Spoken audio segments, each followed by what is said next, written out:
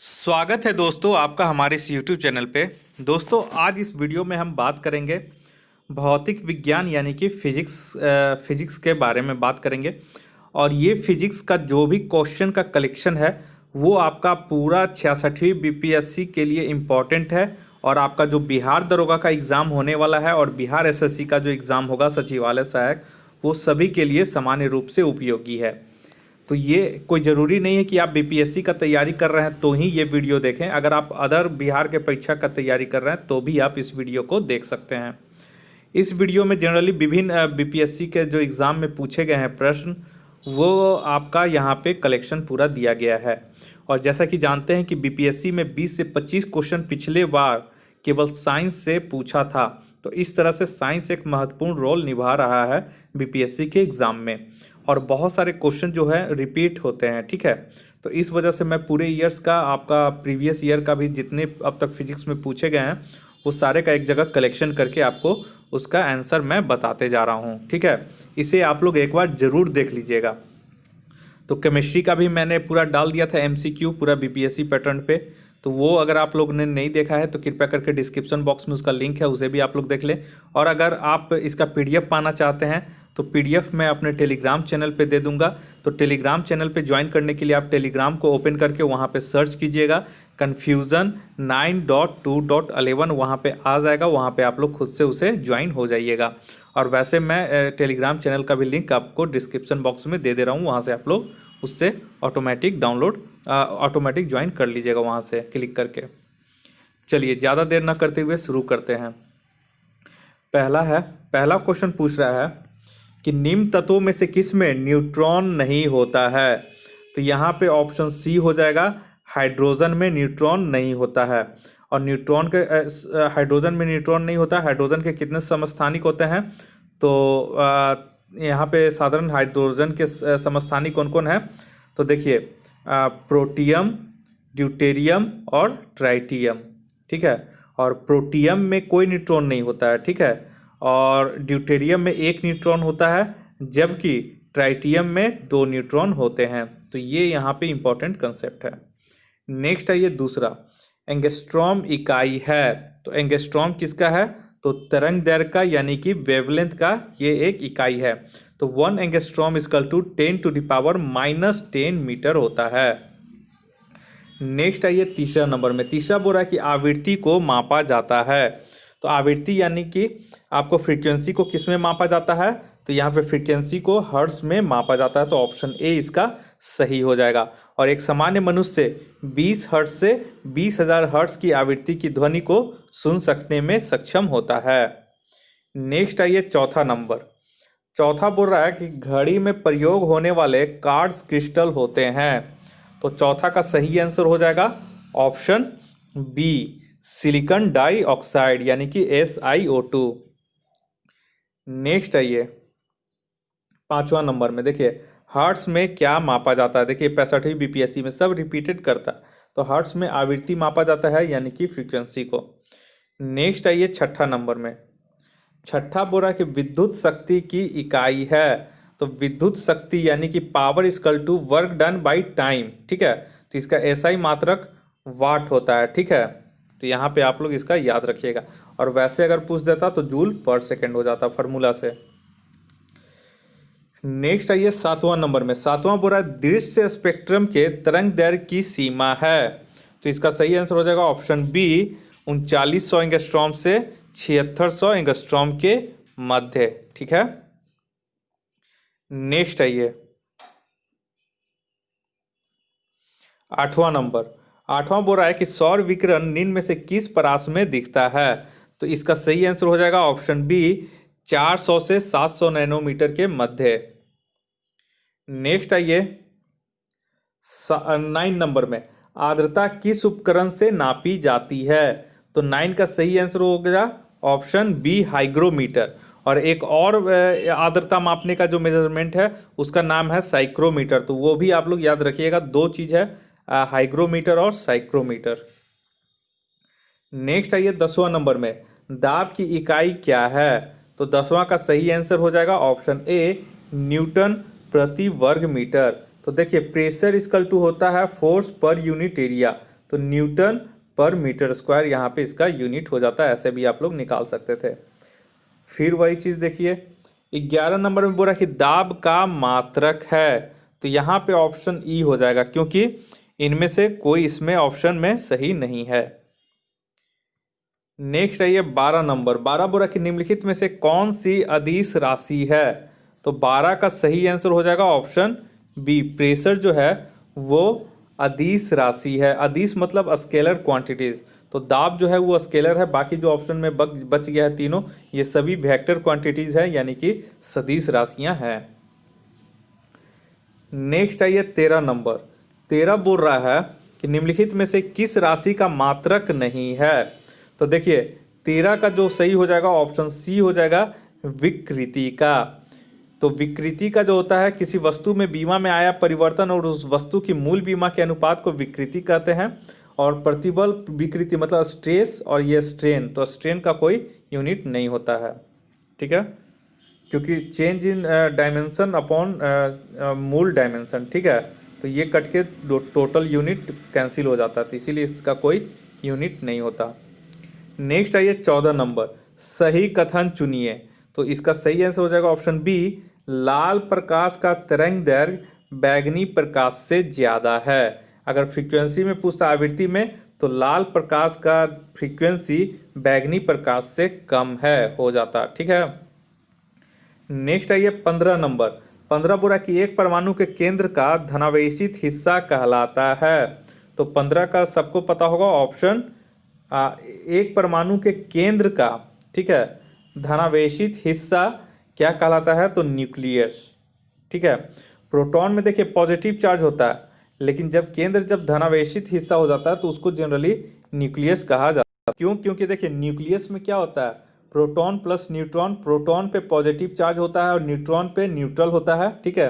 तो न्यूट्रल रहेगा तो स्वाभाविक तौर पे जो नाभिक हो जाएगा हमारा धनावेशित हिस्सा हो जाएगा, ठीक है। तो यही वजह है कि केंद्र का जो धनावेशित हिस्सा है उसे न्यूक्लियस कहते हैं। और न्यूक्लियन, प्रोटॉन और न्यूट्रॉन को संयुक्त रूप से हम लोग एक वर्ड में न्यूक्लियन भी बोलते हैं, ठीक है। तो ये भी आप लोग याद रखिएगा। नेक्स्ट आइए 16 नंबर में। 16 बोल रहा है कि एक ठोस के सीधे गैस में परिवर्तन को कहते हैं, तो इसका सही आंसर हो जाएगा ऑप्शन ए, ऊर्ध्वपातन यानी कि सब्लिमेशन। नेक्स्ट आइए 17 नंबर। कॉस्मिक किरणें हैं, तो 17 का सही आंसर हो जाएगा ऑप्शन ए, आवेशित कण यानी कि चार्ज पार्टिकल ये होते हैं। और कॉस्मिक किरणें जो होता है वो विद्युत चुंबकीय स्पेक्ट्रम का भाग नहीं होता है। ये जो है ये उच्च ऊर्जा के आवेशित कण होते हैं जो अंतरिक्ष में लगभग प्रकाश की गति से गमन करता है। 18 नंबर में बोला कि 2G स्पेक्ट्रम में अक्षर जी किस शब्द से प्रयुक्त होते हैं, तो जनरेशन मतलब सेकेंड जनरेशन, 3G है तो थर्ड जनरेशन, 4G है तो फोर्थ जनरेशन, 5G है तो फिफ्थ जनरेशन, तो यहाँ पे ऑप्शन सी हो जाएगा। नेक्स्ट आइए 19 नंबर। रडार का आविष्कारक कौन था, तो इसका सही आंसर हो जाएगा ऑप्शन ए, रॉबर्ट वाटसन। और रडार का फुल फॉर्म क्या होता है, तो रेडियो डिटेक्शन एंड रेंजिंग। और स्कॉटिश भौतिकविद रॉबर्ट वाटसन वाट ने वर्ष 1935 में पहली बार प्रायोगिक रडार का प्रयोग किया था। नेक्स्ट आइए 20 नंबर।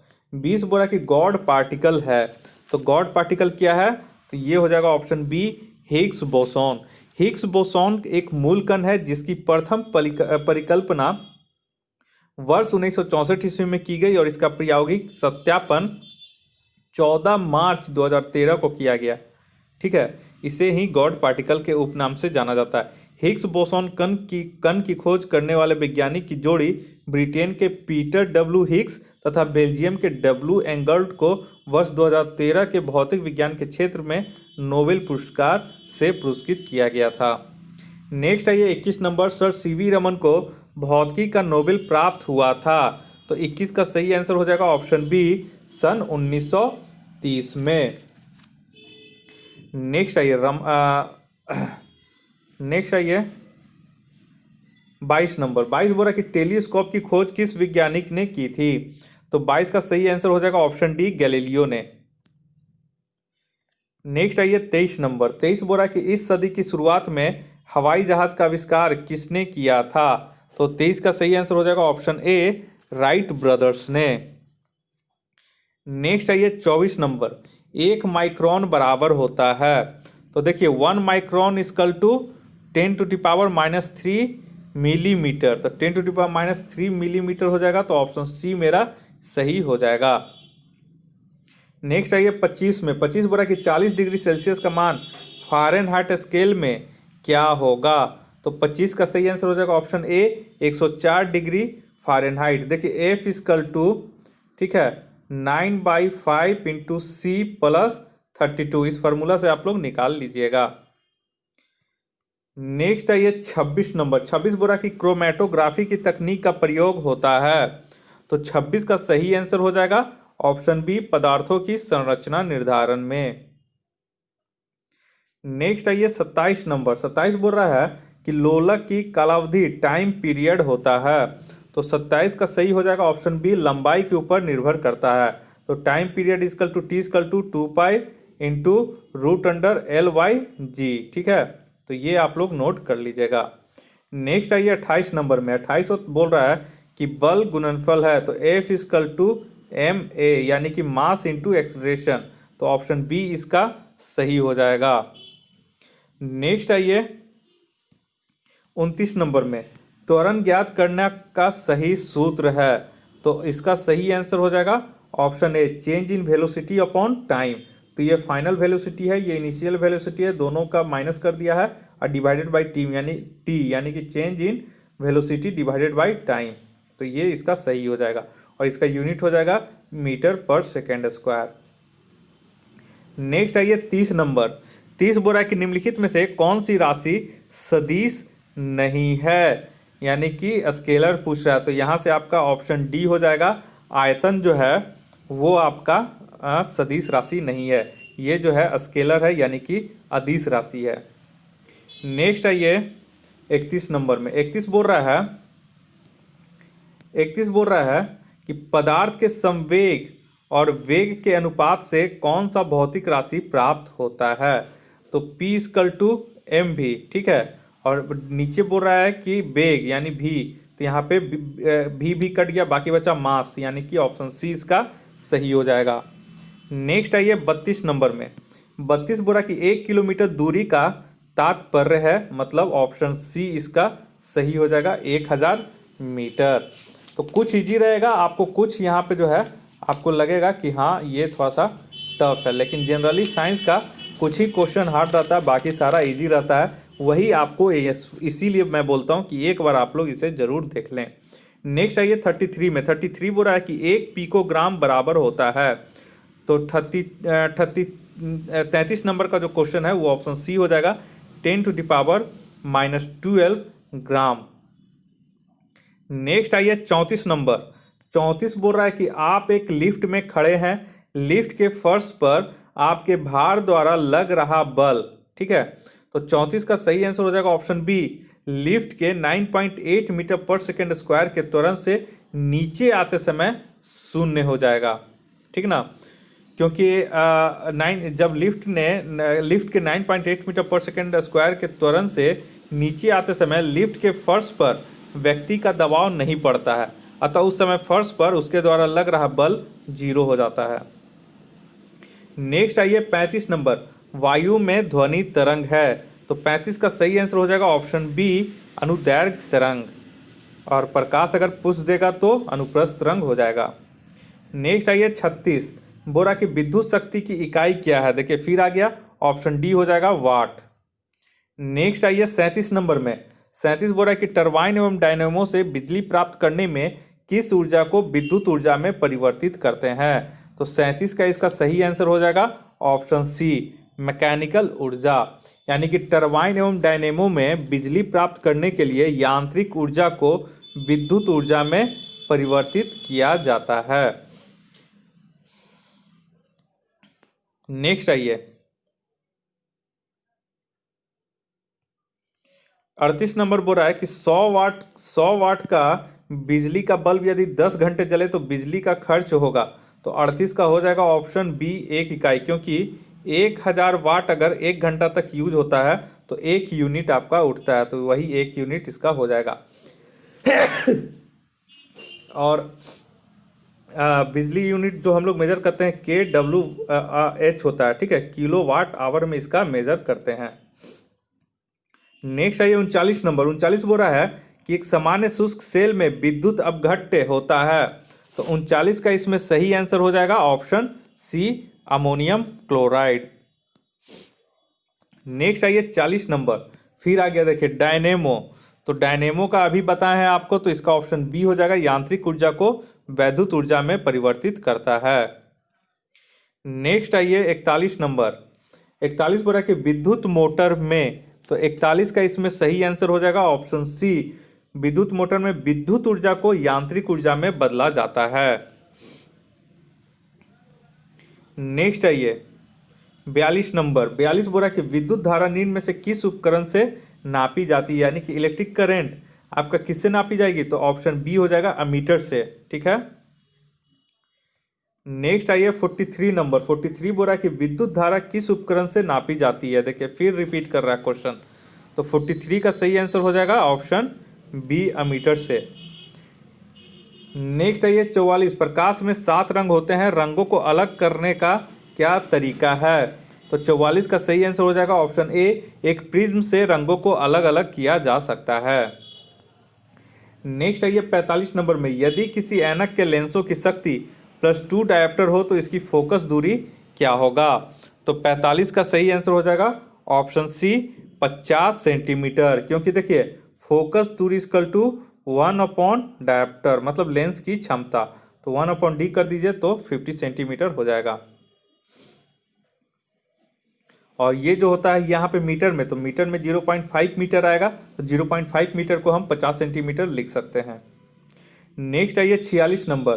चुंबकीय सुई किस तरफ संकेत करती है, तो 46 का सही आंसर हो जाएगा ऑप्शन सी, उत्तर की ओर।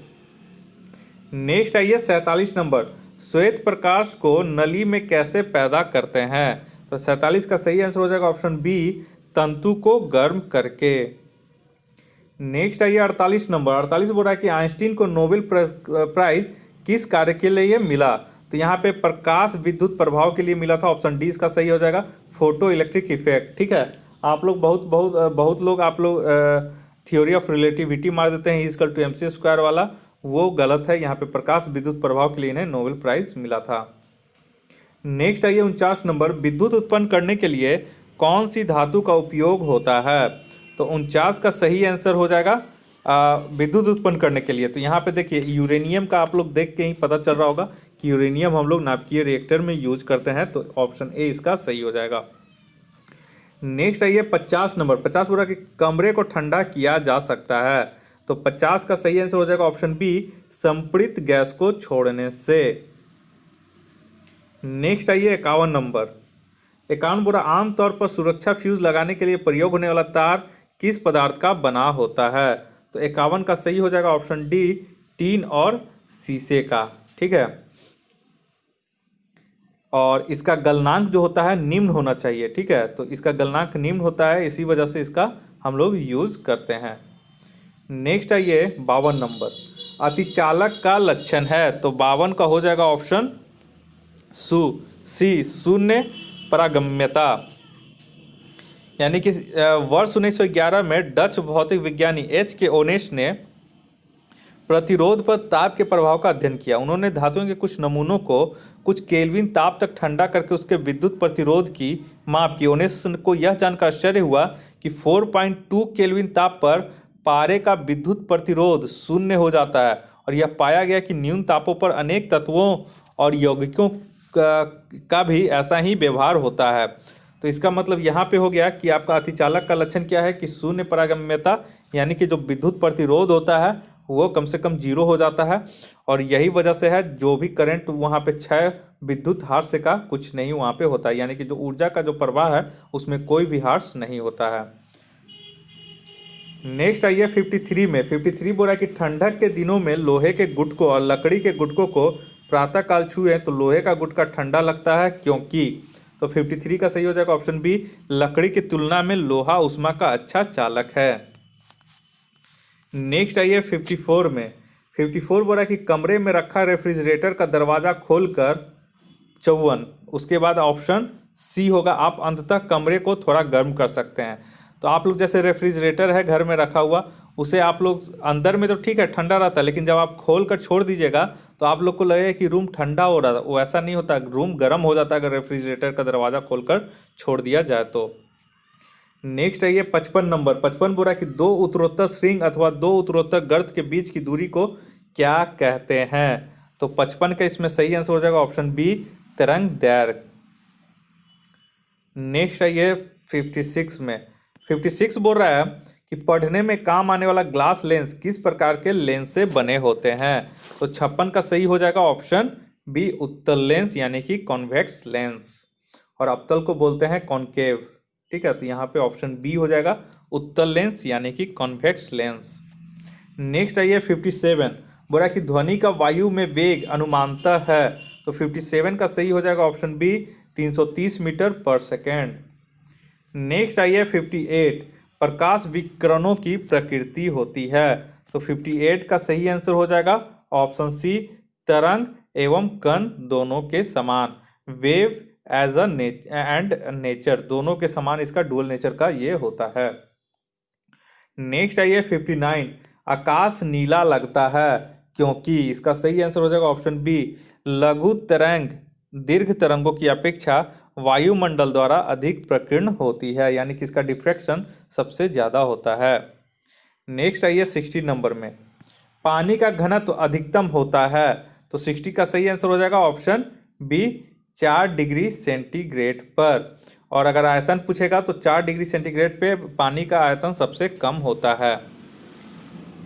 नेक्स्ट आइए 61 नंबर। 61 बोल रहा है कि 50 डिग्री सेंटीग्रेड का मान फ़ारेनहाइट स्केल में बदलिए। तो 61 का सही आंसर हो जाएगा ऑप्शन बी, 122 फ़ारेनहाइट। देखिए F इक्वल टू, ठीक है, 9/5C प्लस 32 कर दीजिएगा तो यहाँ से फार्मूला से आपको निकल जाएगा। नेक्स्ट है ये 62 नंबर। वर्षा की बूंदों का गोलाकार आकृति का कारण होता है ऑप्शन बी, पृष्ठीय तनाव यानी कि सरफेस टेंशन के कारण। नेक्स्ट आइए 63 बोल रहा है कि महासागर में ऊंची जल तरंगे कैसे आती हैं। तो 63 का सही आंसर हो जाएगा ऑप्शन डी, चंद्रमा से। ठीक है, तो यहाँ पे आपको सूर्य से भी बोलेंगे, सूर्य या चंद्रमा से, लेकिन जनरली जो ऊंची तरंगे आती हैं वो चंद्रमा के प्रभाव से आती हैं। ठीक है, नेक्स्ट आइए 64 बोल रहा है कि जब एक पत्थर को चांद की सतह से पृथ्वी पर लाया जाता है तो इसका भार बदल जाता है। ऑप्शन बी हो जाएगा, परंतु द्रव्यमान नहीं।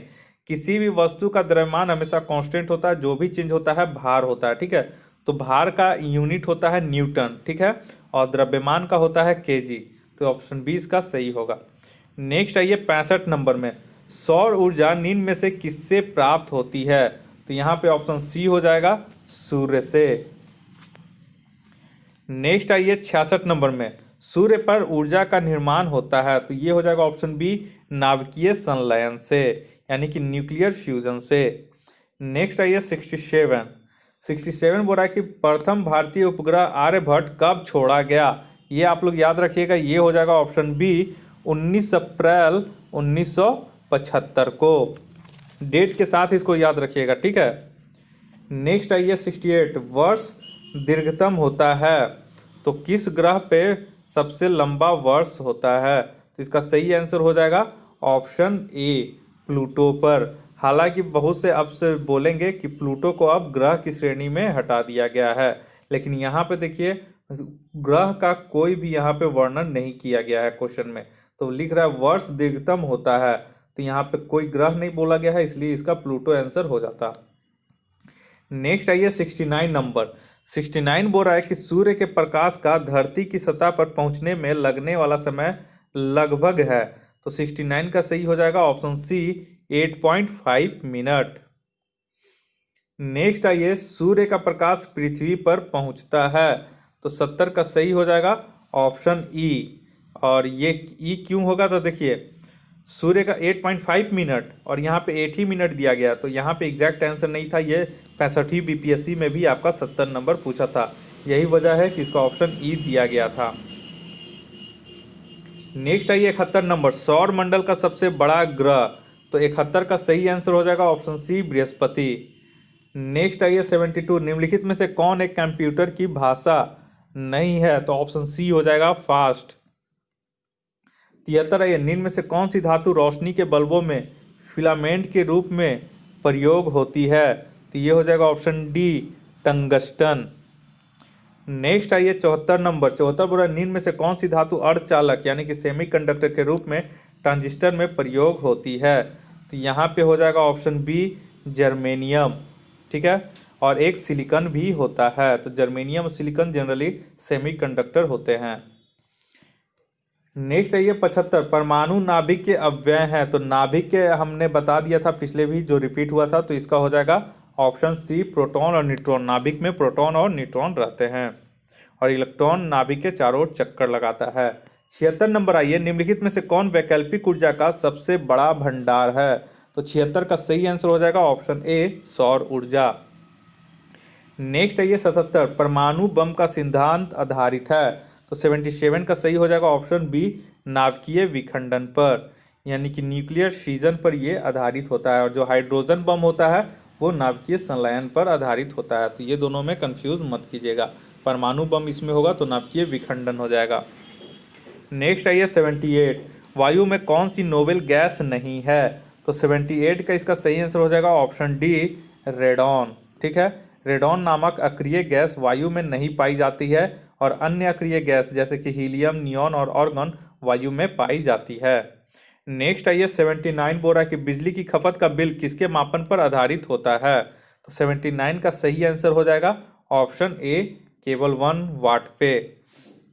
तो जैसा कि मैंने बताया कि जैसे बिजली की खपत का बिल जो होता है वो किलो वाट प्रति घंटा और इसी को वाट में मेजर करते हैं। ठीक है, तो यही वजह है कि इसमें वाट होगा और अगर KWH लिखा रहता तो ये भी इसका आंसर हो जाता। नेक्स्ट आइए 80 नंबर, 80 बोल रहा है कि निम्नलिखित में से सबसे भारी धातु कौन सी है? तो 80 का इसमें सही आंसर हो जाएगा ऑप्शन बी यूरेनियम जो है सबसे भारी धातु है। नेक्स्ट आइए 81 नंबर, 81 बोल रहा है कि इनसैट 2A कब छोड़ा गया था? तो इसका सही आंसर हो जाएगा ऑप्शन सी 10 जुलाई 1992 को।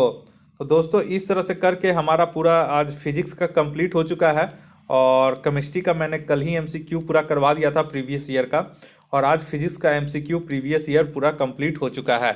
और ये सामान्य रूप से आपका BPSC बिहार दरोगा सचिवालय सहायक और बिहार SSC का जो होने वाला एग्जाम है उससे इम्पोर्टेंट इससे क्वेश्चन पूछा जा सकता है। और बहुत सारे क्वेश्चन आपने देखा कि रिपीट भी कर रहे थे एग्जाम में।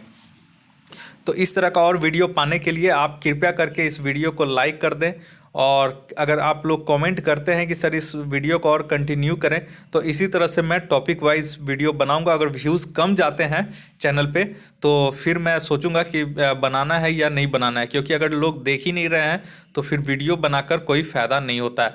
तो अगर आप लोग इस तरह के टॉपिक वाइज अगर कलेक्शन चाहते हैं तो कृपया करके कॉमेंट करें कि सर इसे कंटिन्यू कीजिए, तो मैं कंटिन्यू करूँगा। इस वीडियो को देखने के लिए आप लोग का बहुत बहुत शुक्रिया, क्योंकि अब असल में देखा जा रहा है कि अब जो चैनल पे जो पहले व्यूज़ जाता था अब वो उतना व्यूज़ नहीं जा रहा, बहुत कम गया है। ठीक है, तो इस वजह से अगर ज़्यादा व्यूज़ अब जाना बंद हो जाता है तो फिर मैं इस टॉपिक को भी छोड़ दूंगा और फिर एक नया सीरीज़ फिर मैं शुरू करूँगा। इस वीडियो को देखने के लिए आप लोग का बहुत बहुत शुक्रिया। आपका दिन मंगलमय हो। धन्यवाद।